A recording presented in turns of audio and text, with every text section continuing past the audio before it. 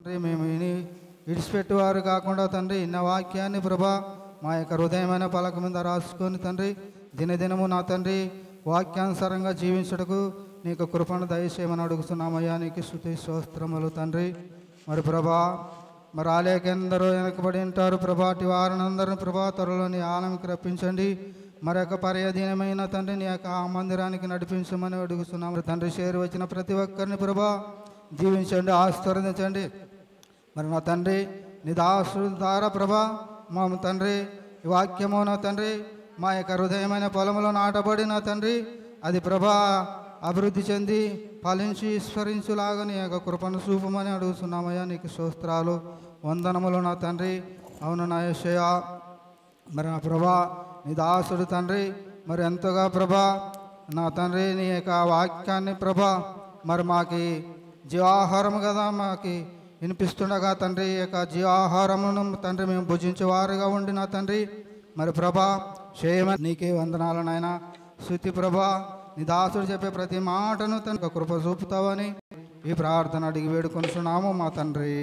ఆమేన్. సన్నిధిలో నేనుంటానయ్యా, మనసారా ఆరాధిస్తూ బ్రతికేస్తానయ్యా. రాజా నీ సన్నిధిలో నేనుంటానయ్యా, మనసారా ఆరాధిస్తూ బ్రతికేస్తానయ్యా. నేనుండాలేనయ్యా, నే బ్రతుకాలేనయ్యా, నేనుండాలేనయ్యా, నే బ్రతుకాలేనయ్యా. నీవే లేకుండా నేనుండాలేనయ్యా, నీ తోడే లేకుండా నే బ్రతుకాలేనయ్యా. నీవే లేకుండా నేనుండాలేనయ్యా, నీ తోడే లేకుండా నే బ్రతుకాలేనయ్యా. రాజా నీ సన్నిధిలో నేనుంటానయ్యా, మనసారా ఆరాధిస్తూ బ్రతికేస్తానయ్యా.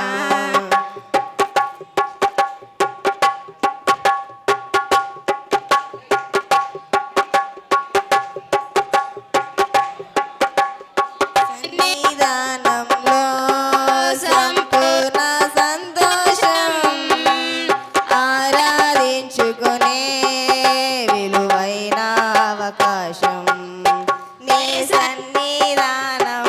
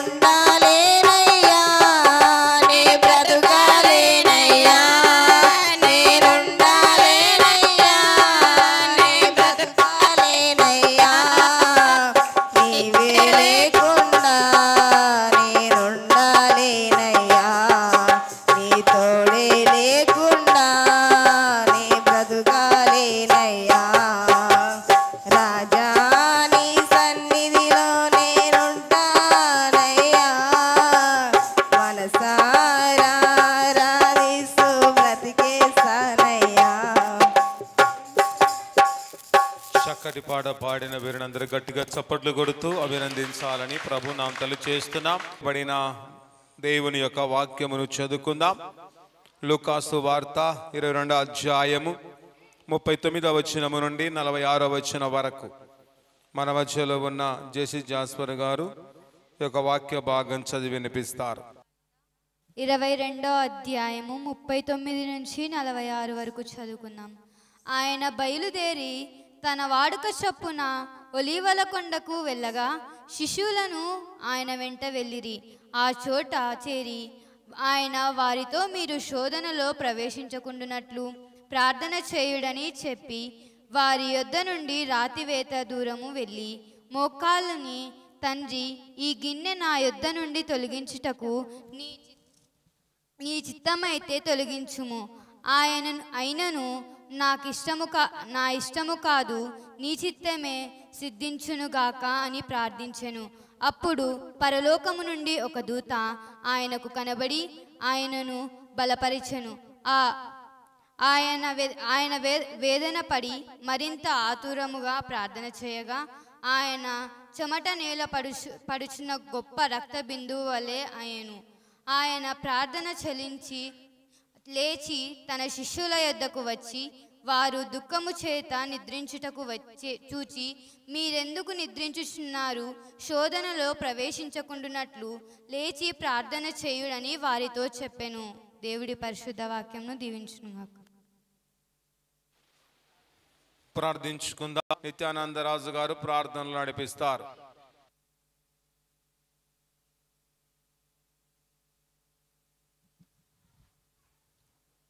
ఉన్నట్లయితే ప్రార్థన చేసుకుందాం. మహాపరిశుద్ధుడా, ప్రేమ కలిగిన మా తండ్రి, అత్యున్నత సింహాసీనుడా, నీకు వేలాది వందనములు, స్తుతులు, స్తోత్రములనైనా. ఇదిగో నా తండ్రి, ఇప్పుడు వాక్యం చెప్పబోతుండగా నీవే నిలబెట్టి మాతో మాట్లాడిన నా ప్రభు యేసయ్య, నీ యొక్క దాసుని మాతో మాట్లాడించని నా ప్రభ, ఈ చిన్ని ప్రార్థన నీ యొక్క చేతులకు అప్పజెపుతూ యేసుక్రీస్తు నామం అడిగి వేడుకుంటున్నాం మా పరమ తండ్రి, ఆమేన్. సరే, ప్రియమైన దేవుని బిడ్డలారా, ఈ సమయంలో మనము ధ్యానం చేస్తున్నాం. ఈ శ్రమల వారాన్ని గురించి అయ్యగారు చక్కగా సంఘాన్ని నడిపిస్తున్నందుకు మీకందరికీ వందనాలు. మీరు రావడం కూడా చాలా గొప్ప. ఎందుకంటే చాలా ఊర్లలో రాత్రిపూట ఎక్కువ ప్రార్థనకు రారు. ఇక్కడ దాదాపు ఎక్కువ 80 మంది, ఏకజామున కూడా 80-82 మంది వస్తున్నారు. కనుక ఎంత సంతోషం. కనుక ఈ విషయాన్ని మీరు గమనించే వారిగా ఉండాలని మీకు అందరికీ విజ్ఞప్తి చేస్తున్నాం. సరే, ఏమైనా ఈ శ్రమల వారాలు అన్నీ కూడా భక్తుల ద్వారా విన్నాం. ఆఖరిలో ప్రార్థన అనే విషయానికి మనం వచ్చాం. ఈ గెస్తెమనే తోట అని మనం గమనిస్తున్నాం. ఈ తోట మొట్టమొదటిగా ఓలివల కొండ అని మనం గమనించేవారిగా ఉండాలి. ఈ తోటను ఓలివల కొండ అని మనం గమనించే బిడ్డలుగా ఉండాలని మీకు అందరికీ విజ్ఞప్తి చేస్తున్నాం. ఆ తర్వాత ఈ కొండ ప్రాంతంలో ఎక్కువ నీరుండేది. వాగు అని వాక్యంలో మనం చూస్తాం. అంటే గెద్యోను వాగు అని వాక్యంలో మనం చూడగలుగుతున్నాం. కనుక అక్కడ సస్యశ్యామలంగా నీళ్లు ఉన్నాయి కనుక ఆ తోటలో అనగా అక్కడ చుట్టూ ప్రాంతాల్లో నీరులు కట్టి ఆ తోట వేసినట్టు వాక్యంలో మనం చూడగలుగుతున్నాం. అది అడవి ప్రాంతం. అయినా యేసయ్య అడవి ప్రాంతానికి ఎక్కువ వెళ్ళేవాడు. ఎందుకంటే యెరూషలేము మందిరములో పట్టణములో ఒక్కరోజు కూడా ఆయన నిద్రపోలేదండి. ఎక్కడ కూడా అక్కడ నిద్రపోక ఆయన ఎల్లప్పుడూ బెతనియాకు వచ్చేవాడు. ఎక్కువ మార్తా మరియల కుటుంబం ఊరికి బెతనియా అనే విషయాన్ని మనం గమనించేవారిగా ఉండాలి. బెతనియా అంటే చెప్పండి అమ్మా, దాని మారుపేరు చెప్పాలా మీరు? భక్తులు చెప్పింటారు. బెతనియా అనగా ఎవరో చెప్పి, బెతనియా అనగా ఖర్జూరపు పండ్ల ఇల్లు. బెతనియా అనగా ఖర్జూరపు పండ్ల ఇల్లు అంటే ఏమిటి అంటే, యేసయ్య తరచుగా అక్కడ వస్తున్నాడు కనుక మంచి ఆహారము, రుచికర పదార్థాలు వారు పెట్టినట్టు వాక్యంలో మనం చూడగలుగుతున్నాం. కనుక ఈ విషయాన్ని మనం గమనించినట్లయితే ఆయన తరచుగా అక్కడికి వెళ్ళేవాడని వాక్యం మనకు సెలవు. ఆయనకు వాడుకలు ఉన్నాయమ్మా. లూకాసు వార్తలో మనం చూసినట్లయితే 2వ అధ్యాయంలో ఆయనకు కొన్ని వాడుకలు ఉన్నాయి. మొట్టమొదటిగా ఆయన ఆలయానికి వెళ్ళే వాడుక ఉంది. ఆయనను ఆలయానికి వెళ్ళే వాడుక ఉంది. అటు తర్వాత ఆలయానికి వెళ్ళిన తర్వాత ఆయనకు వాక్యం చదివే వాడుక ఉన్నది. అటు తర్వాత ప్రార్థించే వాడుక, ఎక్కువగా ప్రార్థనలో గడిపేవాడని వాక్యంలో మనం చూడగలుగుతున్నాం. మనకు కూడా వాడుకలు ఉండాలి, మనకు కూడా వాడుక ఉండాలి. ప్రతిదినం దేవుని స్తుతించాలి, మహిమపరచాలని వాడుకలు మనకు ఉండాలి. కనుక ఇక్కడ కూడా రాసిన మాట వాడుక చొప్పున అని ఇక్కడ రాయబడినట్లు వాక్యములో మనం చూడగలుగుతున్నాం. కనుక ఆయన అనేక విధములుగా గ్రంథములో మనం పరివిధములుగా చూసినట్లయితే ఆయన యేసయ్య వయస్సులో ఉన్నప్పుడు 30 సంవత్సరాల్లో వయస్సులో ఉన్నప్పుడు ఆయన ఎక్కువ ప్రార్థన చేశాడమ్మా. ఆయన ఎక్కడే ప్రార్థన చేసినాడమ్మా? బలపడడానికి, సువార్త చేయడానికి ఆయన ఉపవాసం ఉండి ప్రార్థన చేసినట్టు మనం వింటాం కదా. ఎన్ని దినాలు? 40 దినాలు ఉపవాసం ఉన్నాడు. అంటే ఈ మహాయాగం జరపడానికి, ఈ లోకాన్ని ఆయన వశం చేసుకోవడానికి, ఈ లోకంలో ఉన్న వారిని అందరినీ రక్షించడానికి ఆయన బలం కావాలని, శక్తి కావాలని ఎక్కడికి వెళ్ళాడు? అరణ్య ప్రదేశమునకు వెళ్ళి ప్రార్థించినట్లు వాక్యంలో మనం చూడగలుగుతాం. ఇంకొక చోట మనం చూసినట్లయితే పరిమితంగా మనం చూసినట్లయితే ఆయన ఇంకా చీకటిగా ఉన్నప్పుడు అరణ్య ప్రదేశమునకు వెళ్ళి ప్రార్థించనని వాక్యాల్లో మనం చూడగలం. ఇవన్నీ హార్ట్గా రావాలి మనకు. ఇన్ని దినాలు ఇన్ని ఏళ్ళు వచ్చిన తర్వాత మనకి ఎలా ఉండాలి? దేవుని ఆలయంలో చేరి దేవుని మాటలని, భక్తులు చెప్పే మాటలని ఇవన్నీ బై హార్ట్గా నేర్చుకునే బిడ్డలుగా ఉండాలని మీకు అందరికీ విజ్ఞప్తి చేయొచ్చు. కొంతన్నా అంత కాకుండా కొంతన్నా వివరంగా చెప్పే బిడ్డలుగా ఉండాలని మీకు అందరికీ విజ్ఞప్తి చేయొచ్చును. కనుక ఆయన చీకటితోనే ప్రార్థన చేసేవాడు, చీకట్లోనే ప్రార్థన చేసేవాడు. చీకటిలో ప్రార్థన చేసిన అనేక బిడ్డలు మనకు కనపడుతుంటారు బైబిల్లో. కనుక ప్రతి విషయాన్ని ప్రార్థన అని కీర్తనకారుడు చాలా ఎక్కువ ప్రార్థన గురించి రాసినట్లు మనం గమనిస్తుంటాం. కనుక మనకు వాడుకలు ఉండాలి, మనకు తప్పకుండా వాడుక ఉండాలని వాక్యం మనకు సెలవిస్తున్నది. కనుక ఈ విషయాన్ని మీరు గెస్తెమనే తోట అని వాక్యంలో, అంటే తోటలుగా పూల తోట ఉండొచ్చు. గెస్తెమనే తోటలో ఏముంటాయి? పూలు పండ్లు ఉంటాయని మనం అక్కడ అరణ్యములు, కానీ ఏదో ఆడ వాగుని మనకు వ్రాయబడింది మార్కు సువార్తలో. కనుక ప్రతి విషయాన్ని మీరు గమనించే వారిగా ఉండాలి. కనుక యోహాను సువార్తలో ఆ మాట అంటారు, ఆ వాగును మనం గురించేవారు. అక్కడ పూల తోటలు అనేక విధాలుగా తోట వేసినట్టు మనంగా.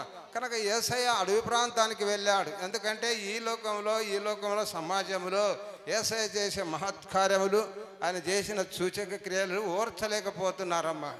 ఓర్చలేక దండోపదండాలుగా ఆయన జనాలు వెళుతున్నప్పుడు ఆ రోమరాజ్యంలో ఉన్న ఆ మహారాజులు అన్న కైపవారు అనేకమైన వారు ఆయన మీద కసిగట్టారు. ఎందుకంటే ఆఖరికి రోమరాజ్యమే తన వశం చేసుకుంటాడేమో అని మనం గమనించేవారిగా ఉండాలి.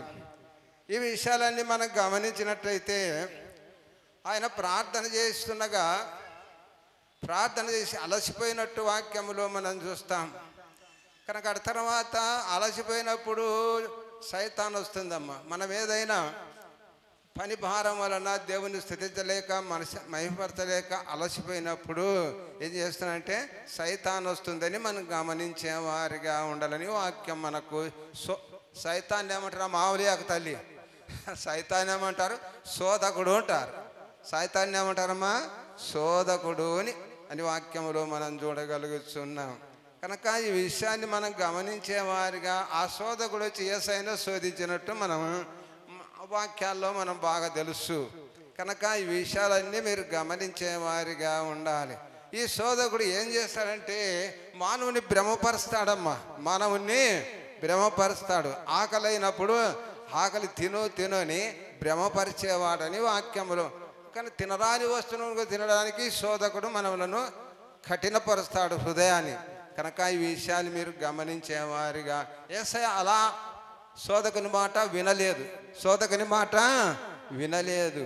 కనుక వినగలడు కానీ చేయగలడు కానీ చేయలేదు. సైతాన్ మాట వినలేదని మనమైతే ఎందుకు చేయను అని ఉరుకుతాం. అక్కడ దుంకుటే నేను దుక్కలేనా, ఏమంటమ్మా, నేను దుంకగలుగుతా అని గట్టిగా మనం ధైర్యంగా దుంకగలుగునిక చూస్తాం.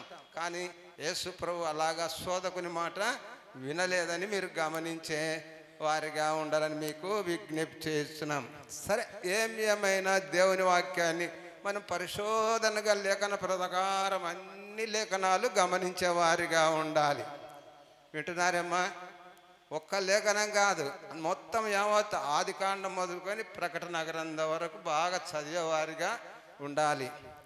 కనుక ప్రతి విషయాన్ని మనం ఎందరో భక్తులు ప్రార్థన చేశారు, ఎందరో భక్తులు ఎక్కువ ప్రార్థనలు గడిపినట్టు వాక్యమును. ప్రార్థన ఎప్పుడు ప్రారంభమైందమ్మా చెప్పండి, ఏమ్మా చెప్పండి. ఆ ప్రార్థన ఎప్పుడు ప్రారంభమైంది? ఆదికాండములు ఉంటుందిలే, చెప్పండి ఇంకా ఆ మాట అన్నా. ఇన్ని రోజుల మనకు మొట్టమొదటిగా ఆదికాండంలో మాట కూడా తెలుసుకోలేకపోతున్నాం. ప్రార్థన ఎప్పుడు ప్రారంభమైంది అని మనం 4వ అధ్యాయం చూడండి అయ్యా, కనపడుతుంది కదా ఆఖరి వచనములు.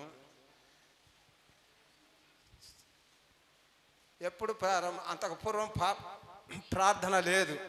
దేవుడు మాట్లాడేవాడు, మనసులతో మాట్లాడినట్టు దేవుడు సంభాషణ చేసి వారికి వరాలు ఇచ్చేవాడు, దీవెనలు ఇచ్చేవాడు, కావాల్సినవన్నీ సహాయం చేసేవాడని మీకు గమనిస్తున్నాం.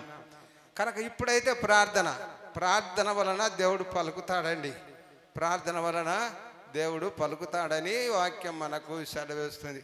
చదవమ్మా 4వ అధ్యాయం ఆఖరు.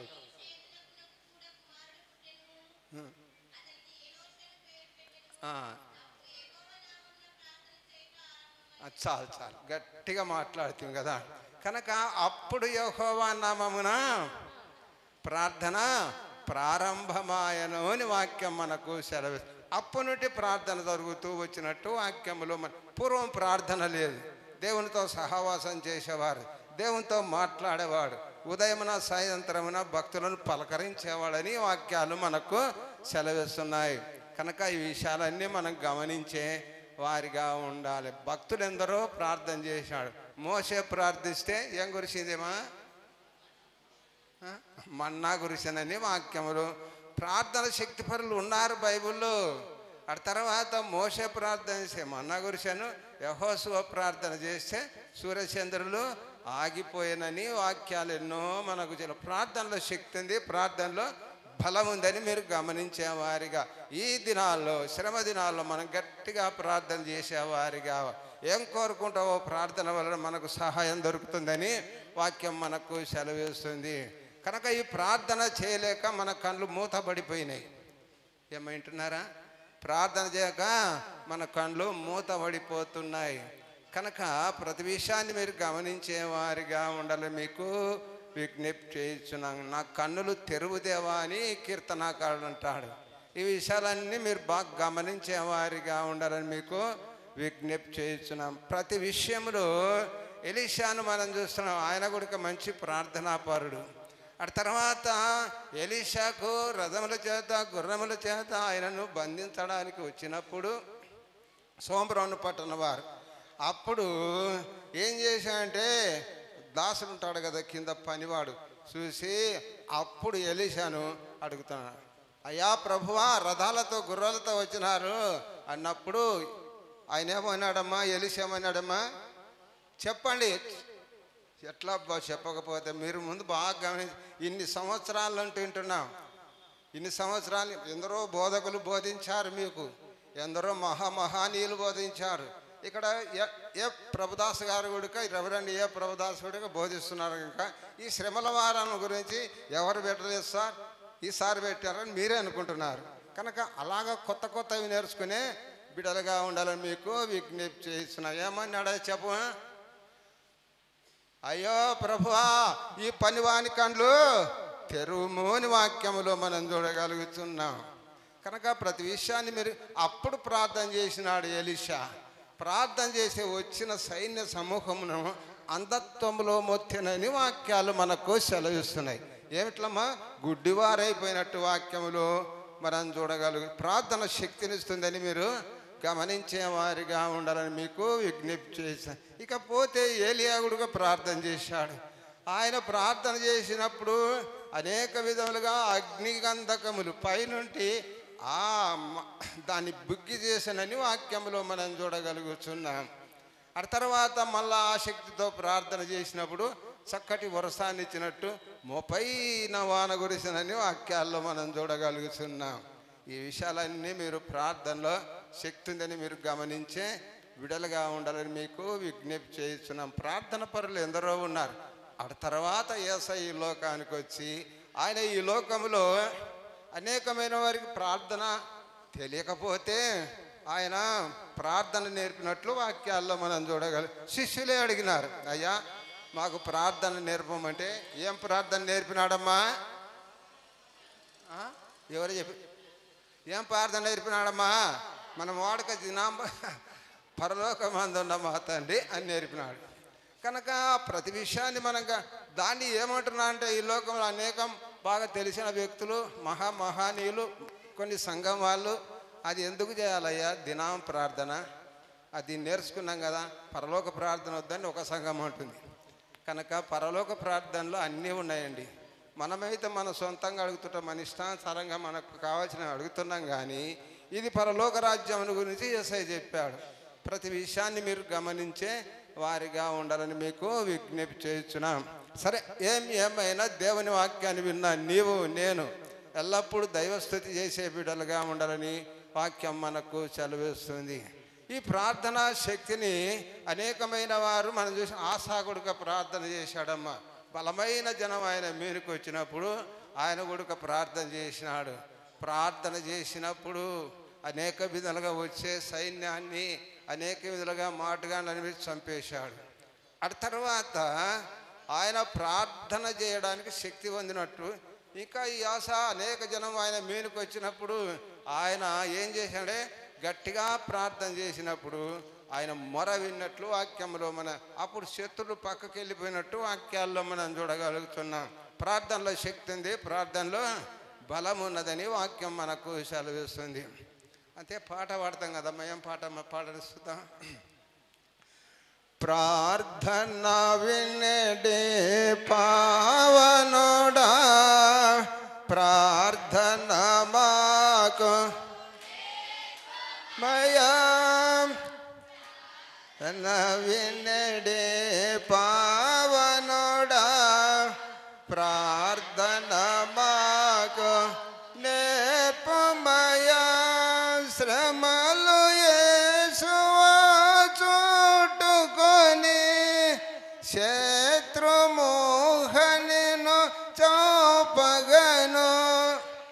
అనక ప్రార్థన శిరము అని వంచి సరిగా వేడిన సుంకరి ప్రార్థనలు కూడా కానీ వాక్యాల్లో ఈ మాటలో మనం దేవునికి ఈ విషయాల్లో మనం కానీ ప్రార్థన వినేవారిగా ఉండాలని వాక్యం మనకు సెలవిస్తుంది. పాడలేకుండామ్మా, ఎందుకంటే కొద్దిగా నాకు బలహీనమైపోయింది. లేకపోతే బాగా పాడేవాడిని, చదివేవాడిని, గ్రహించేవాడిని, ఎక్కువ పాటలు పాడేవాడిని, పద్యాలు పాడేవారిను. పద్యాలు కూడా వాక్యములు దానికి ఇమిడించి చెప్పేవారి. కనుక దాన్ని ఏమంటారంటే కవీశ్వరుడు అంటారు. కనుక ప్రతి విషయాన్ని మీరు గమనించే బిడ్డలుగా ఉండాలని మీకు అందరికీ విజ్ఞప్తి చేయను. సరే, ఏమైనా ఈ వాక్యాన్ని మనం ధ్యానం చేద్దాం. చదవండి అమ్మా. ఏ వాక్యం అమ్మా? చదవండి. తన వాడుక చొప్పున ఒలివల కొండకు వెళ్ళగా శిష్యులు ఆయన వెంట వెర్రి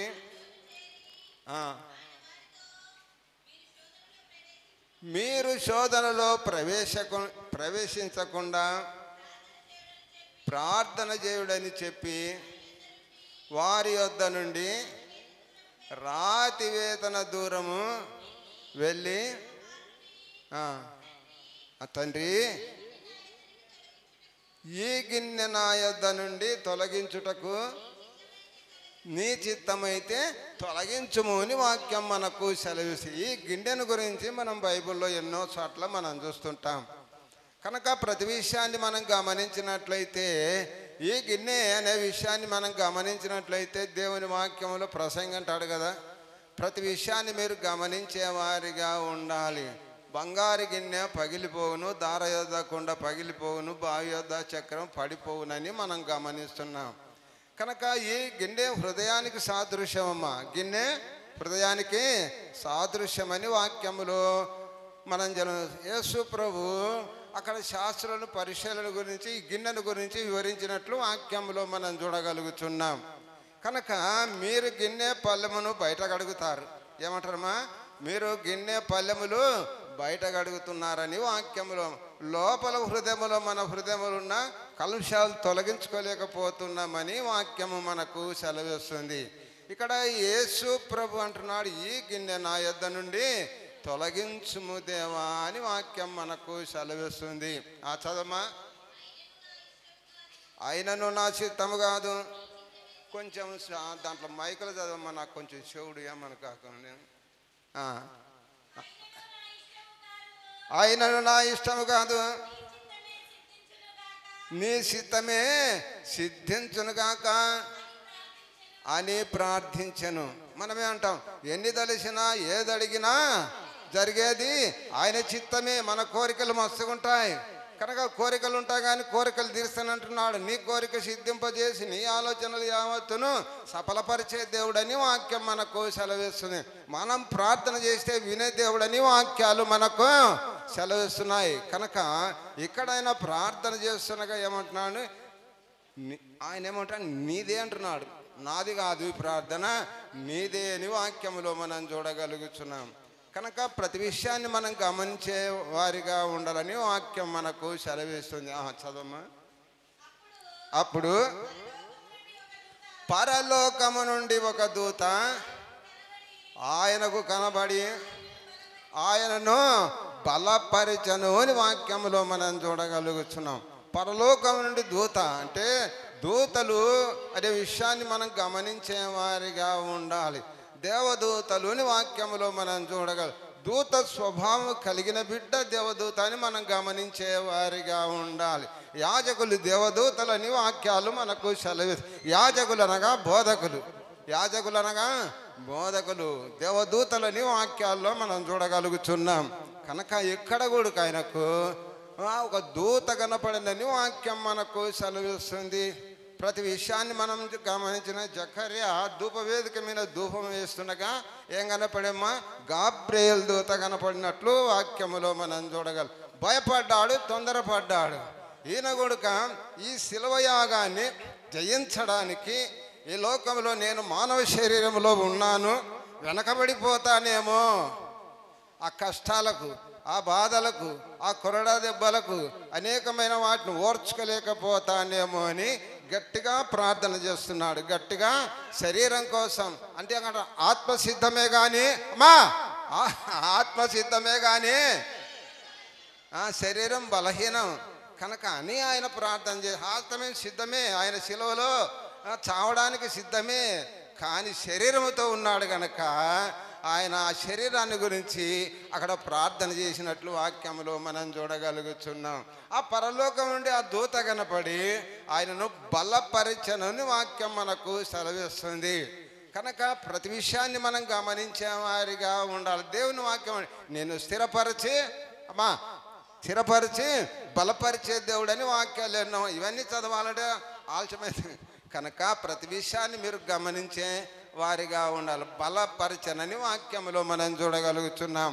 కనుక నిన్ను నన్ను బలపరిచే దేవుడు శ్రమలలో, బాధల్లో, కష్టాల్లో, ఇరుకుల్లో, ఇబ్బందుల్లో నిన్ను బలపరిచే దేవుడు ప్రార్థన వలన ఈ విషయాన్ని మీరు గమనించే వారిగా ఉండాలని మీకు విజ్ఞప్తి చేస్తున్నా. చదవమ్మా. ఆయన వేదన పడి మరింత ఆతురతముగా ప్రార్థన చేశాడు. శ్రమలు, బాధలు వచ్చినప్పుడు ఆయన వేదన పడినాడమ్మా. వేదన అని మనం గమనించే వారిగా, మనకేదైనా శ్రమలు, బాధలు వచ్చినప్పుడు మనం ఏం చేయాలి? వేదనతో, కన్నీటితో ప్రార్థన చేస్తామమ్మా. కన్నీటి ప్రార్థన అని వాక్యములో మనం ఇక్కడ కన్నీటి ప్రార్థన చేశాడు యేసయ్య. కనుక ఆయన కన్నీటి ప్రార్థన చేసి ఆయన చెమట రక్త బిందుల వల్ల మారిపోయినని వాక్యాల్లో మనం చూడగలుగుతున్నాం. కనుక ప్రతి విషయాన్ని మీరు గమనించేవారిగా ఉండాలి. మనం ప్రార్థన చేయాలి. స్త్రీ ప్రార్థన చేయాలని వాక్యం మనకు సెలవిస్తుంది. స్త్రీలు ఎక్కువ ప్రార్థన చేయాలని వాక్యం ద్వారా కీర్తనకారుడు రాస్తాడు. ప్రతి విషయాన్ని మీరు అందుకంటాడు స్త్రీల గురించి అంటే రేయి మొదటి జామున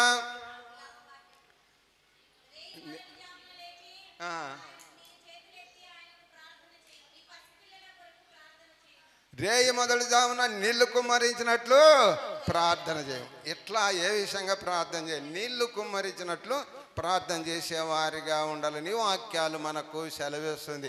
ప్రార్థన శక్తినిస్తుంది, ప్రార్థన బలమునిస్తుంది అని వాక్యంలో మనం చూడగలుగుతున్నాం.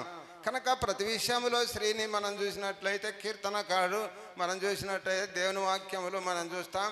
కనుక ఆ విషయాన్ని మనం గమనించే వారిగా ఉండాలి.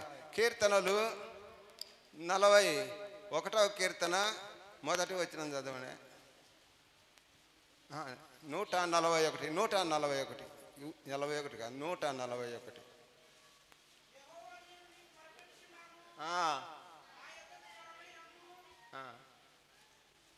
చదవయా?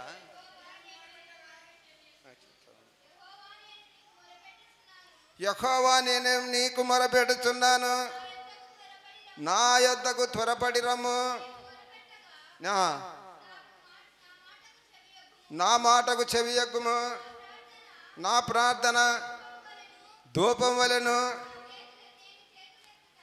నేను చేతులెత్తుట సాయంకాలము నైవేద్యం వలెను. ఈ విషయాన్ని మనం ప్రార్థన చేసినప్పుడు మన ప్రార్థన ఎట్లా ఉండాలి? ధూపం వలె అని వాక్యములో ధూపం అంటే ఆ పూర్వకాలంలో ఏం చేసే అగ్ని మీద ఏం చేసేవారు? ఏం చల్లేవారమ్మా? సాంబ్రాణి చల్లేవారు. సాంబ్రాణి చల్లినప్పుడు అది ధూపం అంటే పొగ పైకి పోతుందని మీరు గమనించే. అంతే కదమ్మా? పైకి పోతుందా కిందికి పోతుందా? పొగ పైకి పోతుంది. మన ప్రార్థనకు ఒక ధూపం వలె పైకి చేరాలని వాక్యాలు మనకు సెలవిస్తున్నాయి. కనుక ప్రతి విషయాన్ని మనం గమనించే బిడలుగా ఉండాలని మీకు అందరికీ విజ్ఞప్తి చేస్తున్నాం. 42వ కీర్తన 142వ కీర్తన మొదటి వచనం చదవమ్మా. నేను ఎలుగెత్తి యెహోవాకు మొరలిడితిని, ఎలుగెత్తి యెహోవాను బతిమాలు కొనుచున్నాను. బహు వినయముగా ఆయన సన్నిధిని నేను మొరపెడుచున్నాను. ఇక్కడ ఇదే చూసినట్టు ఇక్కడ కూడా ఆ గెసెమనే తోటలో దేవుడు ఏం చేశాడమ్మా? యేసయ్య మొరపెట్టనని వాక్యములో మనం చూడగలుగుతున్నాం. కనుక ప్రతి విషయంలో మనకు వినయ విధేయతలతో కూడా ప్రార్థించేవారిగా ఉండాలని వాక్యం మనకు సెలవిస్తుంది. కనుక ఈ కీర్తనకారుడు యేసు ప్రభుని గురించి అనేక పర్యాయములు ప్రార్థన గురించి కీర్తన గ్రంథమంతా ఆ ప్రార్థనలే నడుపుతున్నాడు. ప్రార్థనలు, పాటలు, స్తుతులు అని మనం గమనించే వారిగా ఉండాలని మీకు అందరికీ విజ్ఞప్తి చేస్తున్నాం.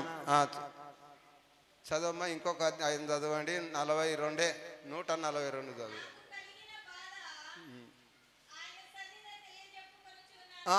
నాకు కలిగిన బాధ ఆయన సన్నిధిలో తెలియజెప్పు. ఆయనకు ఏసే కష్టాలు వచ్చినాయమ్మా, శ్రమలు వస్తాయి ఆయనకు తెలుసు. కనుక అనేక శిలవయాగం జయించడానికి నేను జయిస్తానో లేదో అని ఆయన ఆ మాటలు పలికినట్టు వాక్యంలో మనం చూడగలుగుతున్నాం.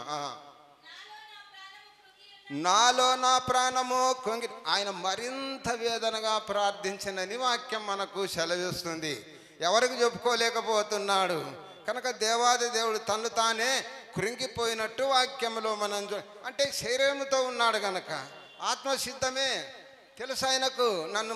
నన్ను సిలువ వేస్తారని శిశువుతో ఎన్నోసార్లు చెప్పాడు. అయినను వారు గ్రహించలేకపోయారని వాక్యాలు మనకు సెలవిస్తున్నాయి. కనుక ఈ విషయాన్ని మనం గమనించే వారిగా ఉండాలని వాక్యం మనకు సెలవిస్తుంది. 143వ కీర్తన చదవమ్మా. మొదటి వచనమే. యెహోవా నా ప్రార్థన ఆలకించుము, నా విన్నపములకు చెవియొగ్గుము. నీ విశ్వాస సత్యమును బట్టి, నీ నీతిని బట్టి నాకు ఉత్తరమేము. నీ సేవకునితో వ్యాజ్యమాడకము. సజీవులలో ఒకడును నీ సన్నిధిని నీతిమంతుడుగా ఎంచబడడు దేవా అని వాక్యములో మనం చూడగలుగు. సజీవులు అనగా ఈ లోకంలో జీవించేవారు నీతిమంతులుగా ఎంచబడరని వాక్యం మనకు సెలవిస్తుంది. నీతిమంతులు ఉన్నారు, బైబిల్ అంతట్లో నీతిమంతులు లేదనకూడదు, ఉన్నారు. కానీ ఇహలోకములో నీతిమంతులు వాళ్ళు ఇహలోకములో ప్రేమ సంతోషము బీద సాధలను ఆదరించి అనేకములుగా నీతిమంతులుగా ఎంచబడ్డారేమో కానీ పరలోక రాజ్యముల వారు నీతిమంతులుగా ఎంచబడలేదని వాక్యం మనకు సెలవిస్తుంది. నీతిమంతుడైన కలపండి అమ్మా, నోటి మాట కలపండి. నీతిమంతుడైన సుమియోను అని బైబిల్లో మనం చూస్తాం. నీతిమంతుడైన సుమియోను లూకా సువార్తలో కనపడతాడు మనకు. కనుక ప్రతి విషయాన్ని మనం గమనించే వారిగా ఉండాలి. నీతిమంతులు ఉన్నారు లేదని కాదు, నీతిమంతులు అయితే ఇహలోకములో నీతిమంతులు, ఈ లోకంలో దాన ధర్మాలు చేసి అనేక విధములుగా ఫలములు పొందిన వారు నీతిమంతులు. కానీ పరలోక రాజ్యంలో నీతిమంతులుగా లేరని వాక్యం మనకు సెలవిస్తుంది. యేసయ్య ఒక్కడు తప్ప. కనుక ప్రతి విషయాన్ని మనం గమనించే బిడలుగా ఉండాలని వాక్యం మనకు సెలవిస్తుంది. నీతిమంతుడైన సుమియోను, నీతిమంతుడైన యోబు, దానియేలు, ఇవందరు ప్రవక్తలు మనకి ఎందరో ప్రార్థనా పరులు ఉన్నట్టు వాక్యములో మనం చూడగలుగుతున్నాం. ప్రార్థనను మనం గమనించినైతే దానియేలు కూడా ప్రార్థన చేసినాడుగా, యథావిధిగా ప్రార్థన చేశాడంట. ఏం చేసినాడు? యథావిధిగా ప్రార్థన చేసినని వాక్యములో మనం చూడగలుగుతున్నాం. కనుక ఈ విషయాలన్నీ మీరు గమనించేవారి. ఆయనకు తెలుసు నన్ను ఈ శాసనము మీరితే నాకు ఏముందని ఆయనకు తెలిసి కూడక ఆయన యథావిధిగా ప్రార్థన చేసినట్టు వాక్యములో మనం చూడగలుగుతున్నాం. ఈ విషయాలన్నీ మీరు గమనించే వారిగా ఉండాలి. సరే, యేసు ప్రభు పరలోకం నుండి ఆ దూత బలపరిచనని వాక్యం మనకు సెలవిస్తుంది. చదవమా, బలపరిచను.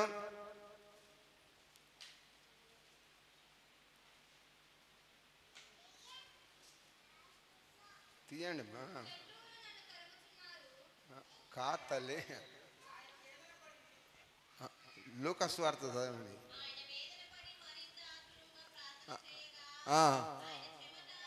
ఆయన చెమట నేల పడుతున్న గొప్ప రక్త బిందుల వలె ఆయన లేచి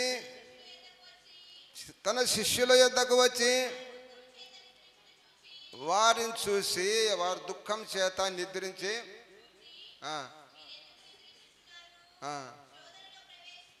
శోధనలో ప్రవేశించకుండా లేచి ప్రార్థన చేయుడని వారితో చెప్పాను. శోధన అని వాక్యములో మన నిద్రమత్తు ఏముంటుంది, చింపిగుడ్డలకు కారణమని వాక్యాల్లో మన. కనుక ఇక్కడ ఏమంటే మీరు శోధనలో పడకుండా లేచి ప్రార్థన చేయమని వాక్యములో మనం చూడగలుగుతున్నాం. కనుక ప్రతి విషయాన్ని మీరు గమనించే వారిగా ఉండాలని మీకు అందరికీ విజ్ఞప్తి చేస్తున్నాం. ఇంట్లో ఆయన చెమట నేల మీద పడు రక్త బిందుల వలె అని వాక్యం మనకు సెలవిస్తుంది. కనుక ప్రార్థన అనే శక్తి ప్రతి మానవుడు సంపాదించుకోవాలని వాక్యములో మనం చూడగలం. మనమైతే పై ప్రార్థన చేస్తాం, పై ప్రార్థన చేసి నాకు ఇది కావాలి అది కావాలి అని అడుగుతుంటాం. కానీ మనస్పూర్వకంగా దేవునికి మన హృదయం ఇవ్వలేమని వాక్యం మనకు సెలవిస్తుంది. కనుక ఈ విషయాలన్నీ మనం గమనించే వారిగా ఉండాలి. ఆయన 3 సార్లు శిష్యుల దగ్గరికి వచ్చినట్లు వాక్యములో మనం చూడగలుగుతున్నాం. కనుక 3వసారి వచ్చిన తర్వాత అయ్యా ఇక ఏమి లేదు, సమాప్తమవుతుంది, కనుక మీరు ఇంకా బాగా నిద్రపోండి అన్నాడు. బాగా నిద్రపోండి అని వాక్యములో మనం చూడగలుగుతున్నాం. అక్కడ శత్రు సమూహంలో ఆయన మీదికి వచ్చినట్లు ఆయనకు వెంటనే తెలుసు. కనుక యూదా ఇస్కరియోతును మనం ఒకసారి గమనించాం వారిగా ఉండ. మొట్టమొదటిగా ఈ యూదా ఇస్కరియోతు ఎవరి దగ్గర ఉన్నాడమైనా, ఈయన ఎవరి దగ్గర శిష్యత్వం చేసినాడు మొట్టమొదటిగా? ఏమ్మా ఎవరు చెప్పలేరా? చెప్పాయా మీరన్న బాగా వాక్యం తెలుసు. బరబ్బా దగ్గర ఉన్నాడు. బరబ్బ దగ్గర ఉన్నాడు. ఆ దుర్మార్గుని దగ్గర ఈయనది కూడా దుర్మార్గుడే. కనుక ప్రతి విషయాన్ని గమనించినట్లయితే యేసు ప్రభు ఆ బరబ్బ వచ్చినప్పుడు ఈయన ఇక్కడనే నిలిచిపోయాడు. యేసయ్య వైపే చూస్తున్నాడు. చూసినప్పుడు ఆయన పిలిచినట్లు వాక్యములో మనం చూడ. అయితే ఈ 11 మంది శిష్యులు ఆయనను వద్దన్నాడు. అమ్మ చాలిస్తా తల్లి, నాకు తెలుసు చూపుతున్నాను, నేను చాలిస్తా ఒక నిమిషం అయిపోయి ఆయనతో ఏమనుకాకమ్మా. ఏదో ఇప్పుడు మనకు గంగెద్దుల వాడు వచ్చింటాడు అనుకో, ఈ శిష్య ఆయన వ్యవసాయదారుకు ఉన్నాడు. ఉన్న తర్వాత అయ్యా కొంచెం మేత ఏమంటే కట్టుకొచ్చుకోమంటే కట్టుకొని ఇచ్చుకున్నప్పుడు కొంచెం కట్టుకుంటానో మళ్ళీ వస్తానో లేదో, మళ్ళీ ఈ సంవత్సరం బతుకుతానో లేదో అని దండిగా కట్టుకున్నాను. సరే ఏమైనా నేను ముగిస్తాను. అమ్మగారు చెప్పారు, ఈ విషయాన్ని మీరు ఒక 5 నిమిషాలు ఈ విషయాన్ని మనం గమనించేవారిగా ఉండాలని మీకు ఈ బరబ్బాను గురించి మనకు తెలియదు కదా. ఆయన గజ దొంగ వెంబడి ఉన్నాడు. ఆ తర్వాత ఈ యూదా ఇస్కరియోతు అక్కడ ఉన్నాడు, ఆయన వెంట ఉండేవాడు. అప్పుడు బరబ్బా, అయ్యా యేసయ్యా నువ్వు నా ఎంటరా, నీ జనము నా జనం ఇస్తే ఈ రోమా రాజ్యాన్ని ఛేదిస్తామని చెప్తే, అయ్యా నేను చావనన్నా చేస్తా కానీ నీ ఎంట రానూని వాక్యంలో మనం చూడగల, నీకోసం నేను చావనన్నా చేస్తా కానీ నేను రానన్నాడు. కనుక అప్పుడు ఆయన యూదా ఇస్కరియోతు అక్కడనే నిలబడి చూస్తున్నప్పుడు అప్పుడు పిలిచాడు, నా వెంట రమ్మని. 11 మంది శిష్యులు వద్దన్నాడు, వీడు దుర్మార్గుడు అన్నాడు. ఆయనను ఆయన తీసుకొని వచ్చి ఒక శిష్యుల్లో కలిపి ఆయనకు మంచి పదవి ఇచ్చినాడమ్మా. యేసయ్యా మంచి పదవి ఇచ్చినాడు. ఏం పదవి ఇచ్చినాడమ్మా? ఏం పదవి ఇచ్చినాడయ్యా? ప్రార్థన జరుగుతున్నప్పుడు కోశాధికారిగా ఇచ్చినాడు. కోశాధికారి అనగా ఆ జాలె సంచి ధనము ఖజానాదారుడని మనం గమనించేవారిగా ఉండాలి. ఆ ఖజానాదారు పదవి ఇచ్చిన తర్వాత దినం అర్జన చేసుకుంటూ ఆయనకు ధనం ఎక్కువై ఆఖరి ధన వ్యామోహం చేత గురువునే మనకు చూసిన మహావీరుడు ఆయన. కనుక ఆయన లేకపోతే ఈయనకు మరణం లేదని యేసయ్య ముందే తెలుసుకొని, ఈ 12 మంది మంచివాళ్ళు కనుక నన్ను పట్టివ్వడానికి వారికి ధైర్యం లేదు. ఈ యూదా ఇస్కరియోతు గుండె గట్టగలిగిన వాడు కనుక కఠినుడు, ఇతడైతే నన్ను పట్టిస్తాడని ఆయన కోరుకున్నట్టు మనం బైబిల్లో చూడాలి. ఈ విషయాన్ని మీరు గమనించే వారిగా ఉండాలని మీకు విజ్ఞప్తి. ఆయన వచ్చేటప్పుడు అనేక విధాలుగా ఆయన ప్రార్థన చేసి, అయ్యా ఇంకా చాలించండి ప్రార్థన, నా కోసం వస్తున్నాయంటే అప్పుడు వాళ్ళు ఏమేం చేశారమ్మా, అక్కడున్న ప్రధాన కత్తులతోనూ గుదియలతోనూ ఆయన మీనికి వచ్చినట్లు వాక్యంలో మనం చూడగా, అప్పుడు ఆయన అన్నాడు, అయ్యా ఈ 12 మంది నేను యేసయ్య అందరూ ఒకే రకంగా ఉంటారు, ఎందుకంటే గడ్డాలు నెత్తులు ఉంటాయి కనుక జాగ్రత్త, నేను ఎవడిని ముద్దు పెట్టుకున్నానో ఆయననే పట్టుకోండి అని వాక్యంలో మనం చూడగా. ముద్దులు ఎన్నో ఉన్నాయమ్మా, ఈ ముద్దులు చెడ్డ ముద్దులు ఉన్నాయి కనుక ప్రతి విషయాన్ని మనం గమనించే వారిగా ఉండాలని వాక్యం మనకు సెలవిస్తున్నాయి. ఈ ముద్దుల్లో ప్రేమ ఉంది, పై ప్రేమ. అమ్మ ఎంత బాగున్నా, ఎవరన్నా పక్క పిల్లంది ఎంత బాగున్నావు నాయన అంటే హృదయం నుండి రాదు. ఈ విషయాలు మనం గమనించే వారి హృదయంలో నుండి ప్రేమించే బిడ్డలుగా ఉండాలని మీకు అందరికీ. ఈయన కూడా ఒక ముద్దు పెట్టినాడు. ముద్దు పెట్టిన వెంటనే చెలికాడా అన్నాడు. ఏమన్నా అన్నాడా? దుర్మార్గుడు అన్నాడా? చెలికాడా ముద్దు పెట్టి నన్ను పట్టియ వచ్చితివా అని వాక్యంలో మనం చూడగలుగుతున్నాం. ముద్దు పెట్టి నన్ను పట్టియ వచ్చితివా. అప్పుడు అక్కడ వాడతాను, అయ్యా ఏమయ్యా ఇట్లా గద్దలతో గుదేలతో వచ్చారు, యెరూషలేము మందిరం ఎల్లప్పుడూ మీ మధ్యలోనే బోధిస్తుంటే ఉంటేనే కదా, ఎందుకు పట్టుకోలేదు అని వారిని అడిగినట్లు వాక్యంలో మనం చూడగలుగుతున్నాం. అప్పుడు అన్నాడు, ఓహో ఇది లేఖనముల ప్రకారం జరగలేక కనుక సమయం కనుక మీరు పట్టుకుని వాక్యంలో మనం. అయితే ప్రధాన యాజకుడు ఒకని చెవి నరికినాడమ్మా, కత్తి దూసినట్లు వాక్యంలో మనం చూడగలుగుతున్నాం. కనుక ఈ కత్తి దూసిన ఎవరు? ఆయన పేతురు. ఆయన పేతురు కఠినుడు, బలవంతుడు, ఆయన రోషం కలిగిన వాడు కనుక చెవి నరికనని వాక్యములు. కనుక కత్తితో నరకువాడు కత్తితోనే నరకబడతాడని యేసయ్య వెంటనే చెప్పి ఆ చెవి తీసి ఆయన బాగు చేసినట్లు వాక్యములో మనం చూడగలం. అతని పేరేం పేరమ్మా? చెవి నరికిన ఆయన పేరు చెవులు నరికినాడు. ఆయన పేరు చెప్పండి అమ్మా. ఉంది బైబిల్లోని మార్క్స్ వార్తలు ఉంటుంది కదా, ఆయన పేరు ఏమంటే మల్లుకో ఏదో ఉంది, మల్లుకు. కనుక ప్రతి విషయాన్ని మనం గమనించేవారిగా యేసయ్య ఆయన అనేక పట్టబడినప్పుడు అందరూ పారిపోయినారమ్మా, అందరూ పారిపోయినారు. కనుక ప్రతి విషయాన్ని మీరు గమనించేవారిగా 12 మంది శిష్యులు ఎక్కడ ఒక్కడు కనపడడం లేదు, పారిపోయినట్టు వాక్యములో మనం వాళ్ళు గమనిస్తుంటాం. కనుక రాయిలాంటి వాడు, అయ్యా ఎవరివైనా నేను లేదు, నేను అబద్ధమాడ, నేను నిలిచిపోయి చవననొచ్చ కానీ నేను నిలిచిపోనని పేతురు అనేక గట్టిగా మాట్లాడినట్టు బైబిల్లో మనం చూస్తుంటాం. రాయే రత్నములెన్నియే ప్రభువా, రాయే రత్నములెన్నియేని ప్రభువ రాయనంగనే నీ నామం వచియుప నన్నంతగా జరిగే నన్ను మన్నింపుమా అంటున్నాడు. ఎవరైనా పేతురు బొంకినాడు. ఆ చిన్న పిల్లకు అక్కడున్న పెద్దలకు భయపడి భూమితోడు సామితోడు అంటున్నాడు. ఒట్టు పెట్టుకున్నాడమ్మా, భూమితో సామితోడు అంటున్నాడు. మహానీయుడు, రాయి లాంటి వాడు, బోర్నేకేసు, కేప, ఎన్నో పేర్లున్న మహానీయుడు గుడుక ఆ శ్రమలకు భయపడి చనిపోతానేమో అప్పుడు భయం వచ్చింది. కనుక 12 మంది శిష్యులు కూడా అదే పౌరుషం చేశారు. కానీ ఎవరు లేరని వాక్యములో మనం చూడగలుగుతున్నాం. ఈ విషయాలన్నీ మనం గమనించే వారిగా ఆయన పట్టబడినప్పుడు ఎవరు కూడా ఆయన వెంట లేరు, పారిపోయినట్టు వాక్యములో మనం చూడగలం. మరణం అంటే భయం, ఇంట్లో భయం, వీధిలో భయం, బయటికి వెళితే బయటికి వచ్చిన భర్త తిరిగి వస్తాడో లేదని భయం.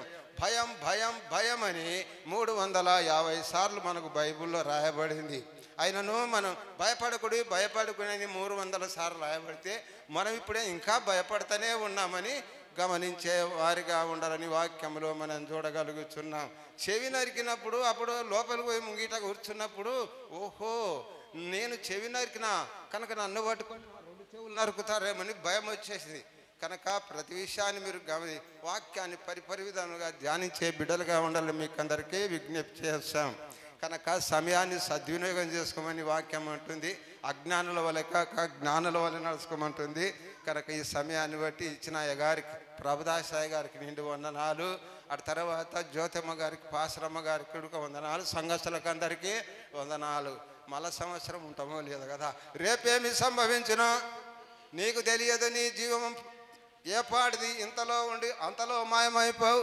ఆవిరి వంటి వారము, నీటి మీని బుగ్గ లాంటి వారము, త్రాసులోని దూరి లాంటి వారము అని వాక్యం మనకు సెలవిస్తుంది. కనుక ఈ విషయాలన్నీ మీరు గమనించే వారిగా ఉండాలి మీకు విజ్ఞప్తి చేయించిన. రాయి లాంటి వారమైనా రాయి పగిలిపోతుందమ్మా. రాయి గుడక యేసయ్య మాటలకు బద్దలైపోతుందని మీరు గమనించేవారు. గుండె గట్టిది అయినది, కానీ ఆయన మాట నెరవేరాలి. యేసయ్య మాట నెరవేరాలి కనుక అబద్ధం ఆడాల్సి వచ్చిందని మీరు అందరూ గమనించేవారిగా ఉండాలి. దేవుడి వాక్యాన్ని మనందరి వెనుకల్లో దీవించి ఆశీర్వదించునుగాక.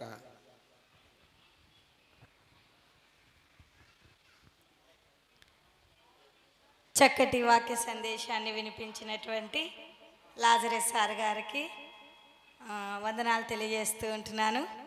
మరి విన్న వాక్యమును విని విడిచిపెట్టక ప్రతి ఒక్కరూ కూడా వాక్యానుసారంగా జీవించాలని ప్రభునామం తెలియజేస్తూ ఉంటున్నాను. మరి అందరం తల్లు వంచుకున్నట్లయితే వాక్యము నిమిత్తమై ప్రార్థన, అందరం తల్లు వంచుకున్నట్లయితే ప్రార్థించుకుందాం. ప్రార్థన మన మధ్యలో ఉన్నటువంటి సుజాతమ్మ గారు ప్రార్థనలో నడిపిస్తారు. సుజాతమ్మ గారు.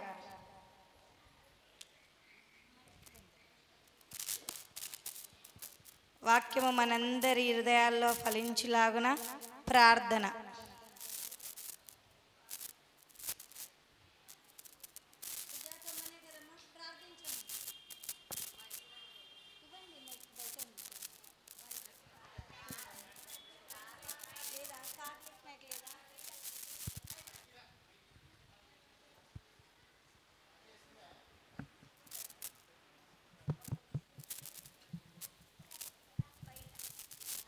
చిన్ని ప్రార్థన, క్లుప్త ప్రార్థన. సమయాన్ని దృష్టిలో ఉంచుకొని ప్రార్థించండి. అందరి తలలోంచి ప్రార్థిస్తున్నాం. సర్వశక్తిమంతుడు, ఆశ్చర్యకరుడు, అద్భుతాలు చేసే గొప్ప దేవ, నీ నామమున తండ్రి, నీ నామమున నీ సన్నిధిలో ఇంతవరకు అయ్యగారు చెప్పిన వాక్యం మా హృదయంలో, ప్రతి హృదయంలో తలుపు తట్టి నైనా నీరు కట్టి ఫలింపచేయమని యేసునామమున అడుగుతున్నాం. గొప్ప దేవానికి వందనాలు, స్తోత్రాలు, స్తుతులనైనా దేవా. ఇన్ని ఇడిచిపెట్టకుండా ఆ నీరు కట్టి ఫలింపచేసే భాగ్యం మాకు దయచేయమని సర్వశక్తిమంతుడైన యేసునామమున ప్రార్థించి అడిగి వేడుకుంటున్నాం కన్న తండ్రి. ఆమేన్. ఈరోజు బేస్తవారం గనక మరి కానుకలు పట్టుకుందాం. కానుకలు పడుతుండగా పాట పాడి వినిపించాలని ప్రభునామంన తెలియజేస్తూ ఉంటున్నాను.